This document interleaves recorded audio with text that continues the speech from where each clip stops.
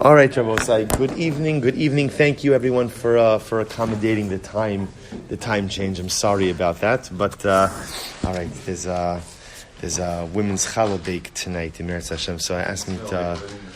Yeah, that's not here. That's not here. That's John Kaplan doing something. I don't know what.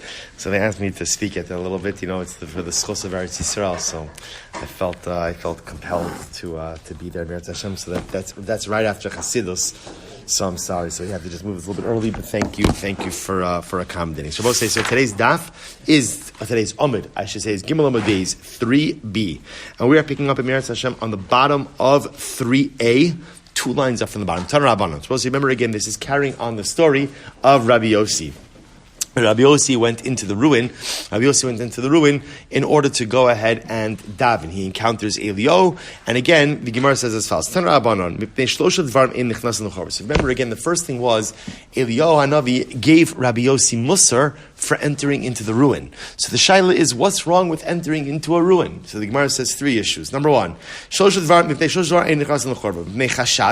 one is because of suspicion. I will say now, it used to be that what would happen in the ruins, that's where harlotry, that's where prostitution would take place.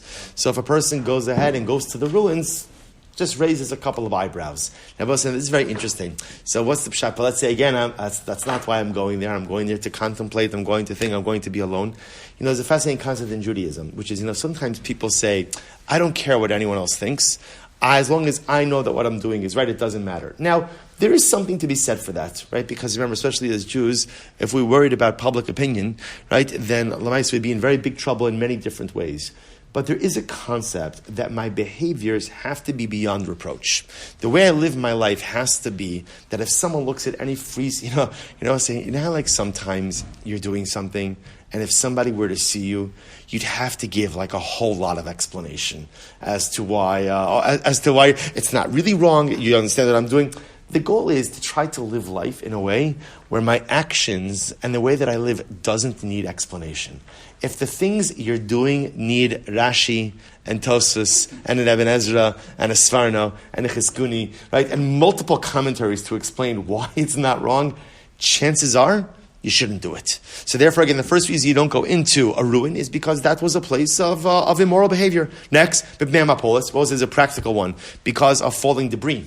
After all, it is a ruin. So one is putting themselves in mortal danger. Or mipnei mazikin. I'm both saying on a more esoteric level. So the churva, the ruins, is where the shadim, demons, used to inhabit. Now, again, beyond the scope of our shiur tonight, but in general, about the concept of shadim.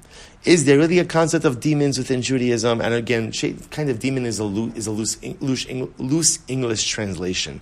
But spirits, harmful spirits, so is there such a concept like this in Yiddishkeit? Is it more metaphorical? So again, that happens to be a discussion amongst the commentaries, but certainly, again, there are opinions in the Gemara that clearly see it as something literal. So you can't go into a ruin for 3 reasons. Number 1, because, again, it looks like you may be engaging in inappropriate behavior.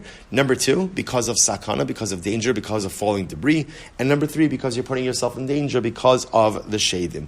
I have a safe, so the Gemara says, "Nei chashad," you can't go in there because of chashad, because of suspicion of immoral behavior.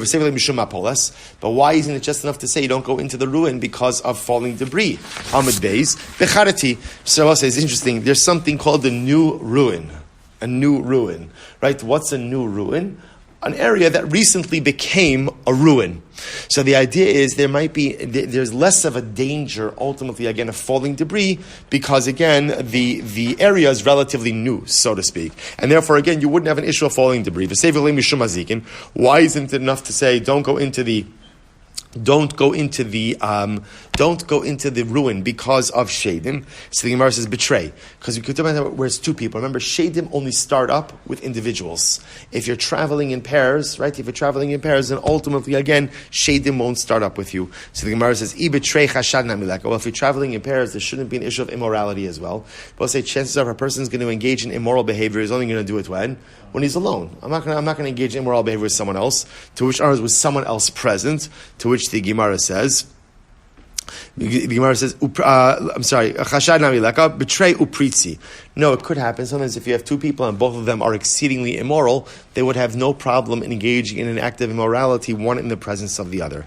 So the other reason you can't enter into the churva is because of falling debris. Just learn out that you can't go into the ruin because of suspicion of immoral behavior and shedim.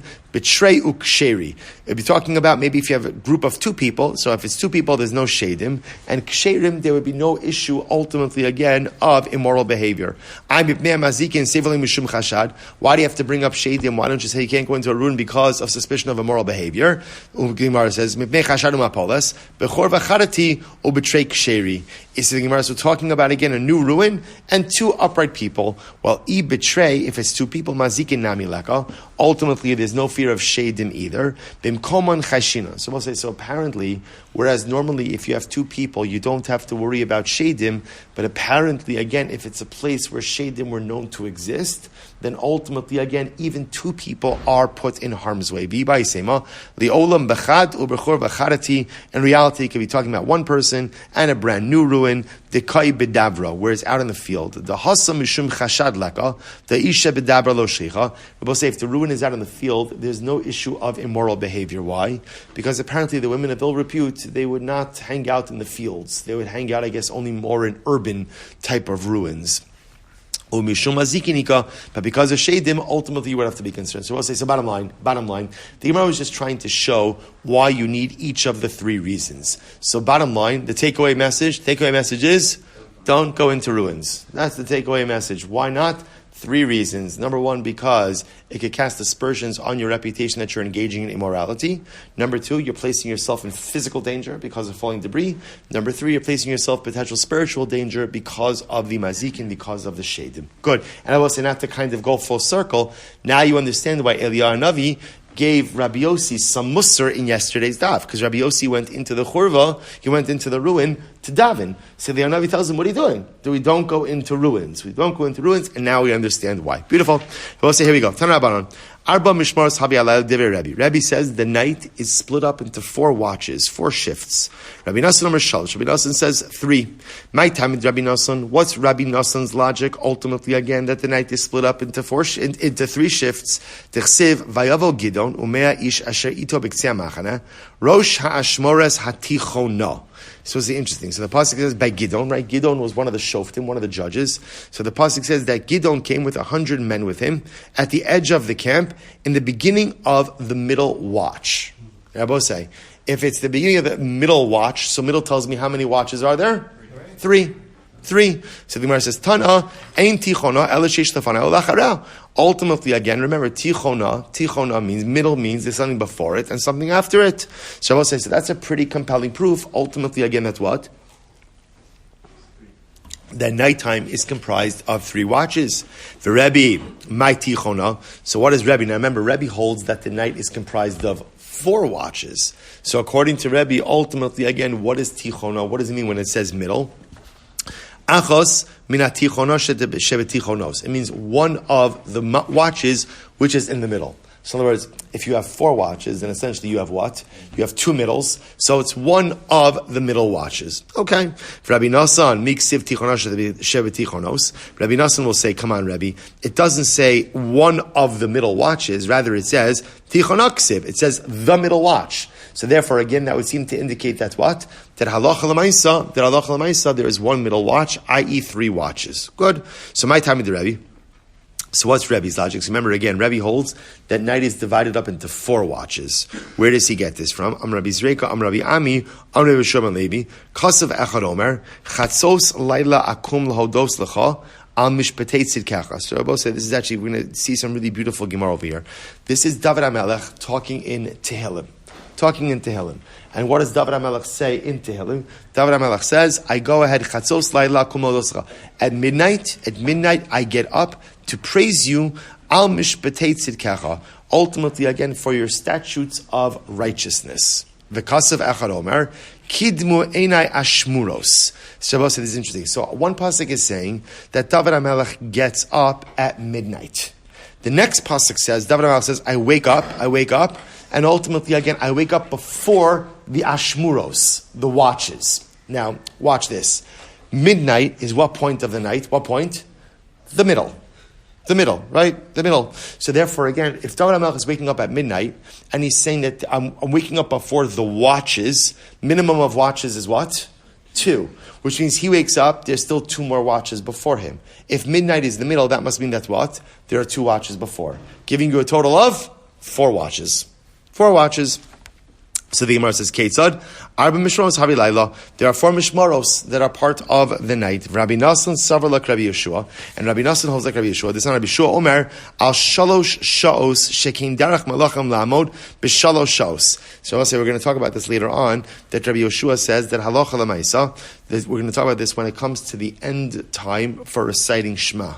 What's the end time for reciting Shema? So Rabbi Yeshua says up until 3 hours into the day. Why? Because it's the custom of royalty to get up 3 hours into the day. Again, kind of fast forwarding a little bit. So if you remember again, when the Torah speaks about Kriyas Shema, it says B'shach b'cha uvekumecha, when you go to sleep and when you get up. So you're allowed to recite the daytime Shema up until the time that people are still customarily getting up.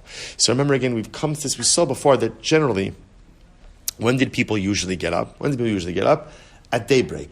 Who slept late? Royalty. Royalty slept late. They slept to 3 hours into the day. So again, therefore, because royalty does it, it's still called the time that people are getting up. And therefore you can say Shema. So the Gemara says, Shis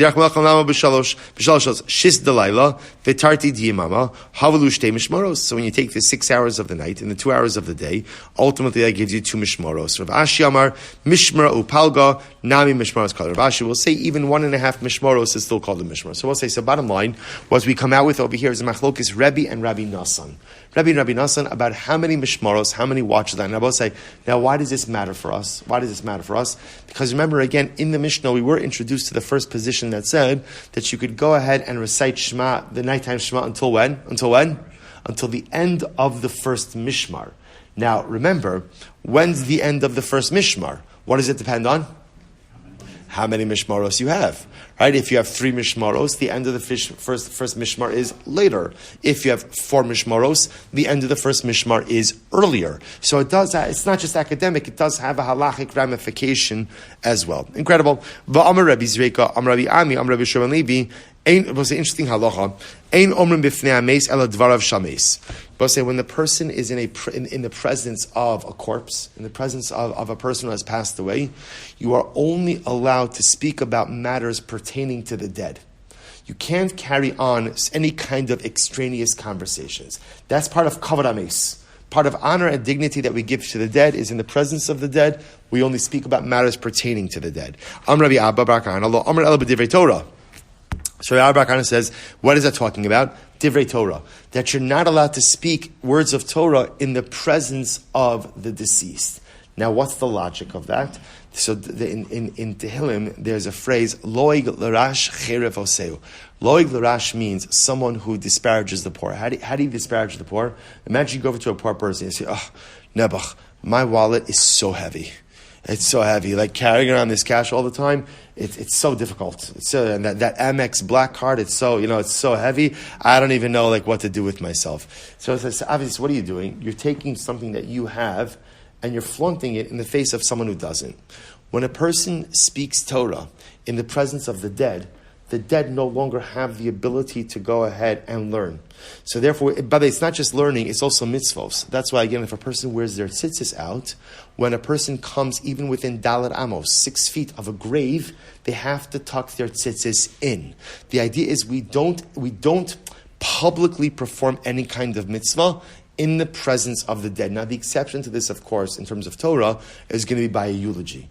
Right? So by a eulogy, you're allowed to use words or concepts of Torah, but that's because, remember, that's being done for the honor and the dignity of the deceased. But this is a halacha l'maaseh concept. So when in the presence of the dead, we only speak words pertaining to the dead. Can't even speak words of Torah. Aval milei da'alma leslan ba. So Rabbi Bar Kahana says, the truth is, you could speak mundane stuff if you want to, but you can't speak words of Torah. I mean, an alternate version is, Am Rabbi Abba Bar Kahana, lo amar ela afilu b'divrei Torah, v'kol shekin milei da'alma. So I'll say the second version is It's even Torah that you can't speak in the presence of the dead, and all the more so mundane things. And Abba said that is how we paskin.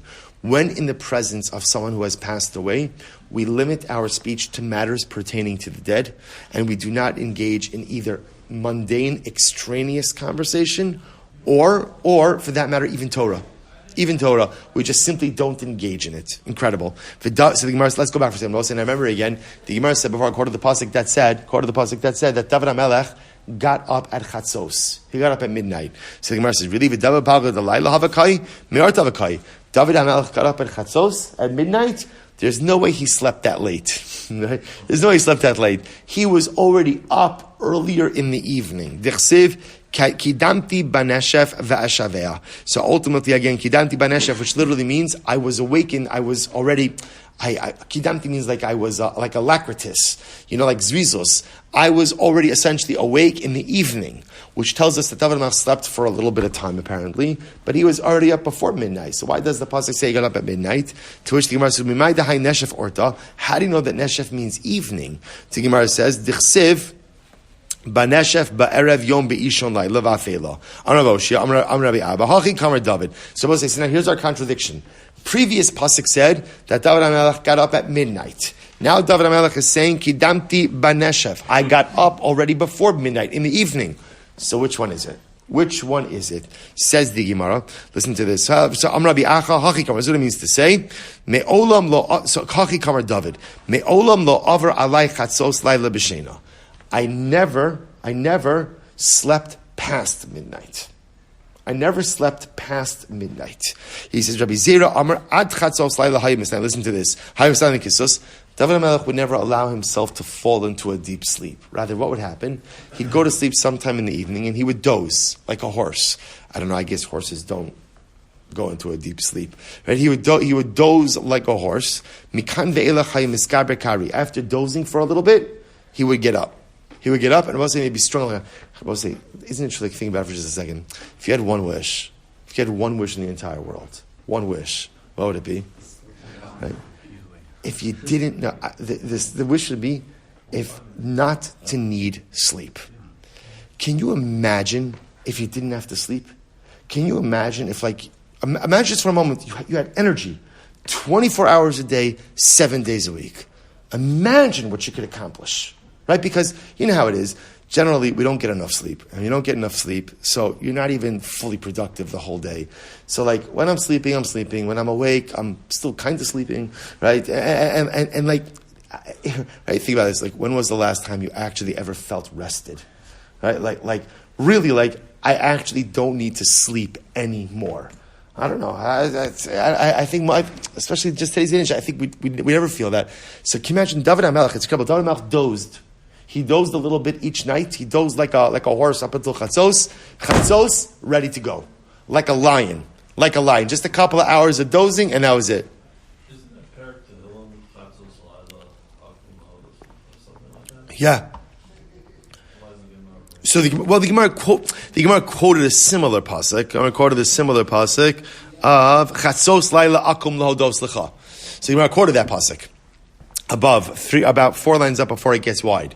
So the Gemara does quote that pasuk. Again, there's a couple of psukim in Tehillim that make reference to this Chatzos idea. So the Gemara says as follows. So what happens? So he would doze up until about midnight, and then after midnight, Baruch Hashem, he would be ready to go. Strong like a lion, ready to go. Incredibly. Rav Ashi Amar Ad Chatzos Laila Haya Osik B'Divrei Torah. Rav Ashi says, David HaMelech didn't sleep. Or maybe he dozed a little bit earlier in the day. Then up until Chatzos, he would learn Torah.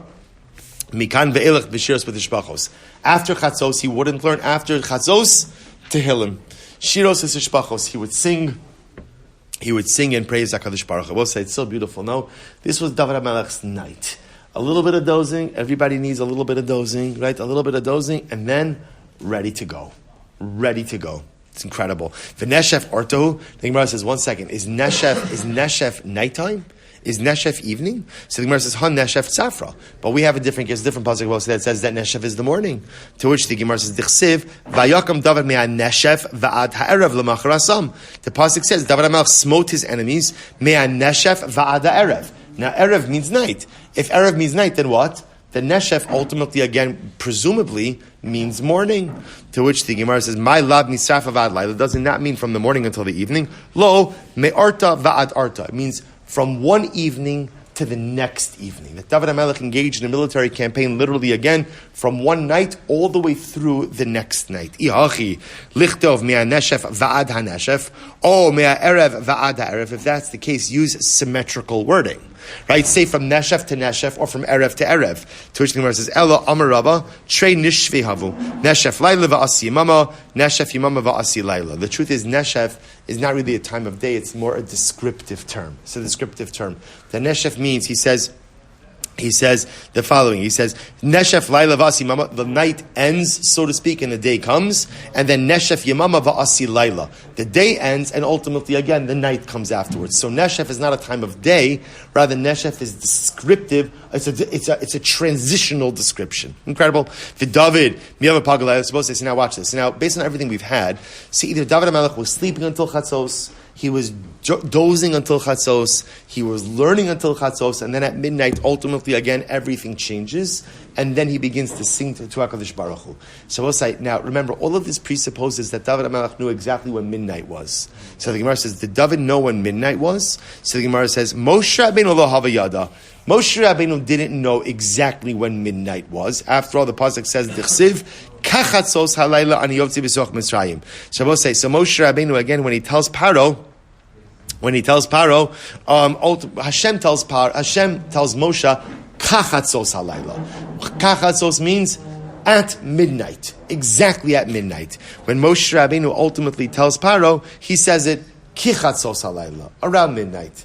Because Moshe Rabbeinu didn't know exactly when midnight was. So the Gemara says, so what does this mean? My kachatzos, ileim the amalei kutshabrichu kichatzos nika seichel kamishmai. So we'll say, it can't be that HaKadosh Baruch Hu said kichatzos because there's no suffix. There's no doubt when it comes to the Ribbon Shalom. He knows exactly when chatzos is. Ela the amalei bechatzos va'asaihu va'amar kachatzos. HaKadosh Baruch Hu says to Moshe, I'm going to come to Mitzrayim to smite the firstborn bachatzos. At midnight.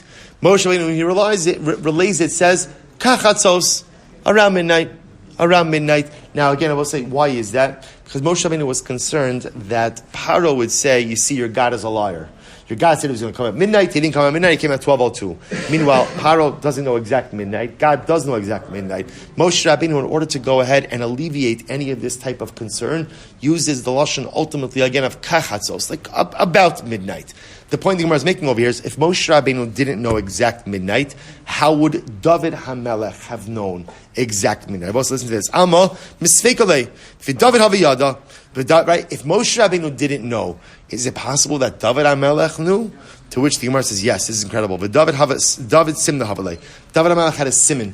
He had a way to tell him when was midnight. What did he have? The Amar Rav Acha bar Bezna Amar b'Shem Chasida Kinor Hayataloi Lemaila Mimitaso Shal David.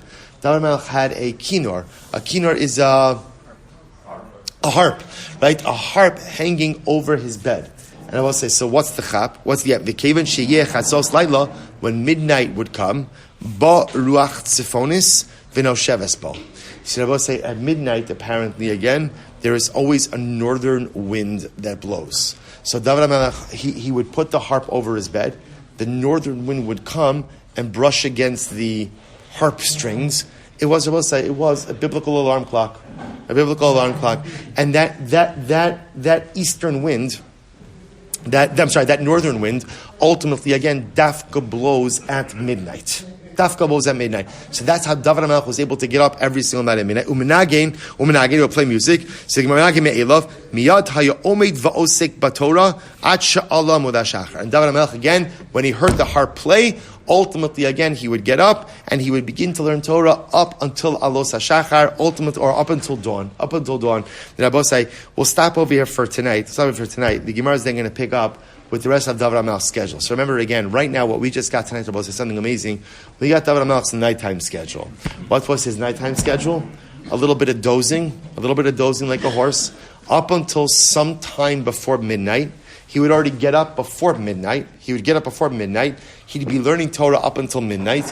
When the northern wind would then blow, he'd hear the harp. He would recognize it's now midnight. What would he do at midnight? shiros v'sishbachos. Time to praise and to sing to HaKadosh Baruch Hu for the rest of the evening, up until, or for the rest of the night.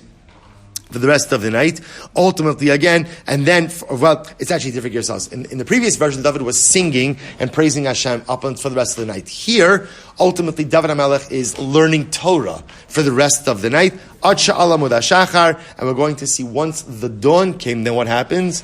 Then the advisors would come in, and then David HaMelech had to begin with the affairs of the kingdom. Now, let's say, I just want to point out something amazing. The goal, and with this we're really going to stop. The goal, we learned this actually last week in Chasidus, maybe 2 weeks ago in Chasidus. To lead a successful life, and I think we mentioned this as well before, I might have mentioned this even one night to see, to lead a successful life, the key to success is scheduling. Is accounting for your time. You see, we know this just from our regular day. You know, when you go ahead and you make a schedule for how you're going to lay out your day, then ultimately, again, you're able to accomplish stuff, even if you don't stick to the schedule exactly, because rarely can you stick to an actual schedule, because we're all over the place. There's so many stuff, so many variables. But when you schedule out your time, you have the ability to be productive and successful. If I don't schedule out my time, then what happens? I will say, you start out with an idea what you want to do, then you get a phone call, then you get an email. So you're busy the whole day. But we all know you could be incredibly busy and totally unproductive. It's all about scheduling. Why do I have to know what David HaMelech did with his night? Why do I have to know that? Right? You know what? You know why? Because you know what made David HaMelech great? Not only did he schedule his daytime hours, but he scheduled his nighttime hours as well. Every moment was accounted for. There's a time to sleep. There's a time to get up.